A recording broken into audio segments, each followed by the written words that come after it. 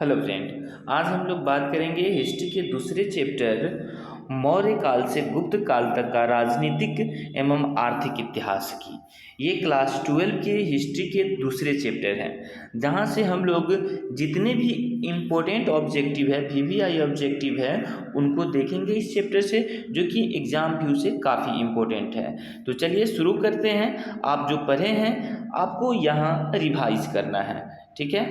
चलिए, तो पहला है अशोक किस वंश का राजा था। अशोक जो था वो किस वंश का राजा था। तो आपको मालूम है कि अशोक जो है वह मौर्य वंश के राजा थे। अशोक किस वंश के राजा था? मौर्य वंश का राजा था, ठीक है। किस वंश का राजा था भैया? मौर्य वंश का था, ठीक है। दूसरा क्वेश्चन है पाटलिपुत्र क्या है? पाटलिपुत्र के संस्थापक कौन थे? तो पाटलिपुत्र के जो संस्थापक थे वह उदयन थे। कौन थे? उदयन थे।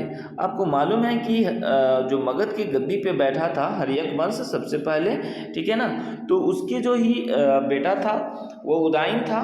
और उदयन ने ही गंगा पुनपुन के संगम स्थल पर, गंगा पुनपुन के संगम स्थल पे जहाँ पे ये नदियाँ मिलती हैं उन जगहों पर पाटलिपुत्र नामक स्थान की स्थापना किया था, ठीक है। जो आज चलकर मतलब वर्तमान में इसे पटना के नाम से जाना जाता है, ठीक है। नेक्स्ट जो क्वेश्चन है वो तीसरा क्वेश्चन है। देखिए तीसरा क्वेश्चन क्या कह रहा है, समुद्रगुप्त की तुलना किससे की जाती है? जो समुद्रगुप्त है उसकी तुलना जो है वो नेपोलियन से किया जाता है, ठीक है ना। या ये क्वेश्चन थोड़ा सा पलट दिया जाता है और पूछता है कि नेपोलियन से तुलना किस शासक को किया जाता है, ठीक है ना। क्वेश्चन आ जाता है कि नेपोलियन से तुलना किस शासक को किया जाता है, तो समुद्रगुप्त को नेपोलियन से तुलना किया जाता है, ठीक है। चलिए नेक्स्ट क्वेश्चन है, क्वेश्चन नंबर 4।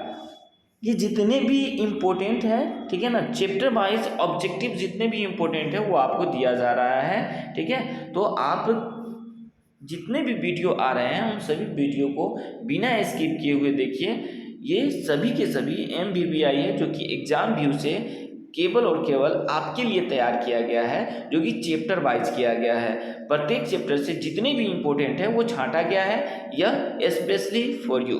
ये सब के सब केवल आपके लिए हैं, ये पूरी मेहनत आपके लिए है, ठीक है। बस हम लोग चाहते हैं कि आप कामयाब हों। चलिए चौथा क्वेश्चन क्या कह रहा है, भारतीय इतिहास का कौन सा काल स्वर्ण काल के नाम से जाना जाता है? मतलब भारतीय इतिहास में वो कौन सा ऐसा काल गुजरा है जिसे स्वर्ण काल के नाम से जाना जाता है? तो वो गुप्त काल को जो है स्वर्ण काल के नाम से जाना जाता है। नेक्स्ट क्वेश्चन क्या कर रहा है, वेदों की संख्या कितनी थी, ठीक है ना। वेदों की संख्या कितनी थी? तो आपको पता है कि वेद 4 थे, ऋग्वेद, यजुर्वेद, अथर्ववेद, सामवेद, ठीक है ना। ये 4 वेद थे, ठीक है ना। वेदों की संख्या कितने थे? 4 वेद थे। नेक्स्ट क्वेश्चन है मौर्य साम्राज्य का प्रथम शासक कौन था? तो मौर्य साम्राज्य का प्रथम शासक जो था वह चंद्रगुप्त मौर्य था। कौन था? चंद्रगुप्त मौर्य था, जो मौर्य साम्राज्य के प्रथम शासक था। इन्होंने चाणक्य की सहायता से मगध की गद्दी पे बैठा था।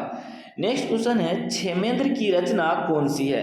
ये क्षेमेंद्र जो है एक कवि है, इसकी रचना कौन सी है? तो मुद्राक्षस जो इसकी रचना नहीं है, अर्थशास्त्र भी इसकी रचना नहीं है। इसकी रचना जो है वो है बृहत कथा मंजरी। बृहत कथा मंजरी जो है क्षेमेंद्र की रचना है, ठीक है।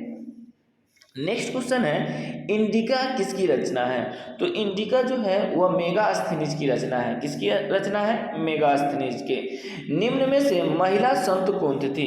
मतलब महिला संत निम्न में कौन है? तो आपको मालूम है मीरा भी महिला संत थी, अंडाल भी एक महिला संत है, क्राइकल भी एक महिला संत है, यानी इसका ऑप्शन हो जाएगा इनमें से सभी। नेक्स्ट क्वेश्चन है मौर्यकालीन टकसाल का प्रधान कौन होता था? तो मौर्यकालीन जो टकसाल होता था उसका जो अध्यक्ष होता था वह पन्नाध्यक्ष होता था।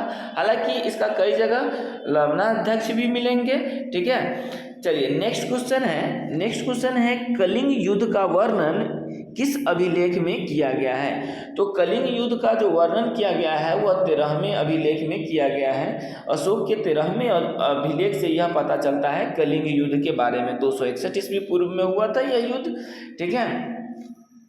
नेक्स्ट क्वेश्चन है, भारत का नेपोलियन किस शासक को कहा जाता है? भारत का नेपोलियन किस शासक को कहा जाता है? तो समुद्रगुप्त को भारत का नेपोलियन कहा जाता है। नेक्स्ट क्वेश्चन है, पाटलिपुत्र नगर की स्थापना उदयन ने किस नदी के संगम स्थल पर किया है? तो मैंने कहा था कि गंगा, सोन और पुनपुन, ये तीनों जहाँ एक जगह आकर मिल जाती है, उसी जगह पर ये पाटलिपुत्र नगर की स्थापना किया था उदयन ने, ठीक है, जो आज वर्तमान में पटना के नाम से जाना जाता है। तो इनमें से सभी इसका राइट आंसर हो जाएगा।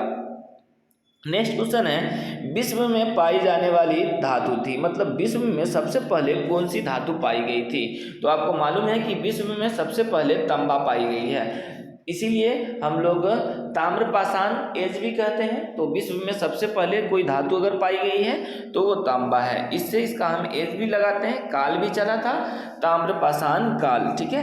नेक्स्ट क्वेश्चन है, अर्थशास्त्र के लेखक कौन है? ठीक है, तो अर्थशास्त्र के जो लेखक है वो कौटिल्य है, जिन्हें हम लोग चाणक्य भी कहते हैं, ठीक है। क्या बोला जाता है? चाणक्य कहा जाता है। कनिष्क का राज्यारोहण कब हुआ था, यानी राज्य अभिषेक कनिष्क के कब कराया गया था? तो कनिष्क का जो राज्य अभिषेक कराया गया था वो 78 ईस्वी में कराया गया था, ठीक है। नेक्स्ट क्वेश्चन है, माल विकास मित्र, ठीक है ना, किसकी रचना है? तो ये कालिदास की रचना है। नेक्स्ट क्वेश्चन है, प्रयाग प्रशस्ति अभिलेख किस लिपि में लिखा गया है? जो प्रयाग प्रशस्ति अभिलेख है ये ब्राह्मी लिपि में लिखा गया है। कौन सी लिपि में लिखा गया है? ब्राह्मी लिपि में लिखा गया है। नेक्स्ट क्वेश्चन है